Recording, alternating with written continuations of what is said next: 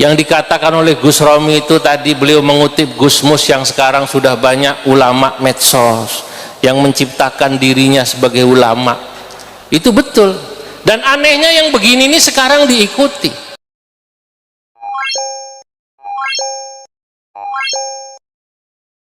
Gus Romi itu tadi, beliau mengutip Gus Mus yang sekarang sudah banyak ulama medsos yang menciptakan dirinya sebagai ulama. Itu betul. Dan anehnya yang begini ini sekarang diikuti. Ma'aktsara du'ata min ulama al-yutubi fa'afta bil mashhadi bila raj'il kutubi. Alangkah banyaknya sekarang min ulama al-yutubi, para dai-dai, pembicara-pembicara kondang ya, yang begitu terkenal di YouTube, lalu dijadikan panutan, padahal yang bersangkutan fa'afta bil mashhadi, seringkali berfatwa hanya kemudian melihat realitas bila raj'il kutubi, tanpa melihat referensi kitab. Ini sekarang banyak, oh kelihatannya begini jawabannya, mungkin kira-kira haram, kira-kira haram. Masya Allah. Bayangkan dengan santri tambak beras, Denanyar, Tebu Ireng, Peloso, Lirboyo, Sarang, Sidogiri, Pesuruan yang banyak itu, yang kalau mau bahsul masail itu persiapannya sebulan, bahsul masailnya dari pagi sampai sore, itu kemudian baru selesai. Yang ini tidak, fa'afta bil mashhadi, menjawab seketika, plak pluk hebat, bila raj'il kutubi, tanpa kemudian melihat referensi kitab. Atau ada orang yang kemudian menjadikan Google sebagai sabab ilmu, bukan sanad, bukan ngaji sama masyayikh. Maka saya katakan, ya hasratan lil Google li akhidus sababi, ya hasratan, wahai merugilah, lil Google li akhidus sababi, orang yang menjadikan Google sebagai sabab keilmuannya. Nah, Google itu kan tidak bisa diklarifikasi, tidak bisa kemudian Google itu mengira jamaahnya ini atau yang bertanya kira-kira kualitasnya seperti apa. Kalau ulama dulu tidak, kalau yang langsung ngaji, hadirin hadirat, itu seperti Kanjeng Nabi, tergantung yang nanya. Kalau yang nanya kelihatannya awam, orang awam itu tidak perlu diberi dalil panjang-panjang, karena al-awam la yajibu atau la tajibu alaihim ma'rifatud dalil. Dalam kitab-kitab usul fikih dikatakan orang awam itu tidak wajib ngerti dalil. Nah, zaman sekarang banyak orang yang dikit-dikit nanya dalil, dalilnya apa, dalilnya apa, kan begitu kan? Ono hadisnya ta ora, ono Qur'ane ta ora. Nah, di NU tidak. Kemarin Ki Haji Mustafa Bisri dalam acara Halal Bihalal NU di Jakarta, beliau katakan NU itu tidak. Sejak dulu NU itu dalil bagi jamaah dan pengikutnya ya kiainya. Ya, nggak perlu kemudian dalilnya apa. Kalau kiainya melakukan, otomatis jamaahnya ngikut. Kenapa? Karena mereka yakin pasti kiai memiliki otoritas di bidang itu, terutama dalam bab dalil. Nah, sekarang banyak orang yang nanya ke Google sok pinter. Bapak-bapak, ibu-ibu yang dimuliakan Allah, saya pernah satu ketika turun dari sebuah kegiatan ceramah atau apa saya lupa, diajak diskusi, debat sama seseorang. Dan ini pasti bukan santri NU. Kalau santri NU tidak akan begini pada kiainya, pasti sopan. Begitu turun dia tanya, Pak, menurut Bapak kalau begini hukumnya apa? Saya jawab, hukumnya A, B. Dia debat, oh nggak bisa begitu Pak, menurut saya hukumnya C. Saya balik bertanya, Mas, sampean ini sebenarnya nanya atau ngajak diskusi?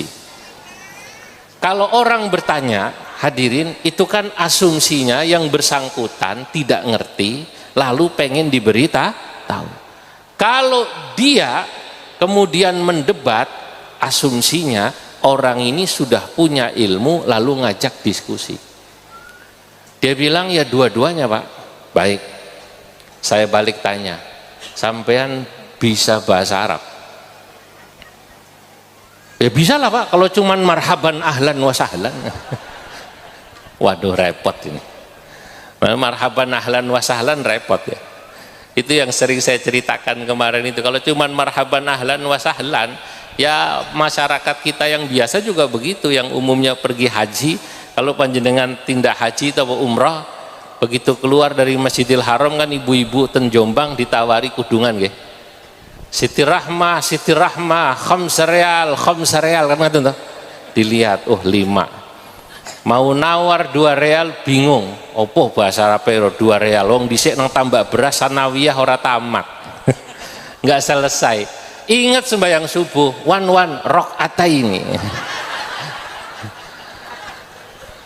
Maksudnya riala ini dia bilang rakaataini. Sing dagang gak gelem. La. Thalatha rakaat fardalillahi taala, Allahu akbar. Ya. Nek gelem 3 rakaat. Kalau mau 3 real maksudnya gitu. Nah, ya ini orang bahasa Arabnya masih begini, dia bilang ya kalau marhaban ahlan wa sahlan saya bisa. Oh enggak begitu. Maksud saya sampean bisa bahasa Arab itu, bahasa Arab yang saya maksud bisa baca kitab kuning yang tidak ada harokatnya, kitab-kitab turas, fikih, tafsir, tasawuf, usul fikih, yang disitulah hukum-hukum agama termasuk hadis dijelaskan. Apa katanya? Waduh saya minta maaf Pak, kalau itu saya tidak bisa. Ya sudah, jangan dilanjutkan diskusinya. Kata saya, ini tidak apple to apple, ini namanya apple to Xiaomi. Ini apple lawan Xiaomi ya angel gitu. Lah Imam Syafi'i ini ku matur, kata Imam Syafi'i rahimahullah, majadalani alimun illa ghalabtuh. Saya kalau diskusi debat sama orang alim itu biasanya saya menang. Wa majadalani jahilun illa ghalabani.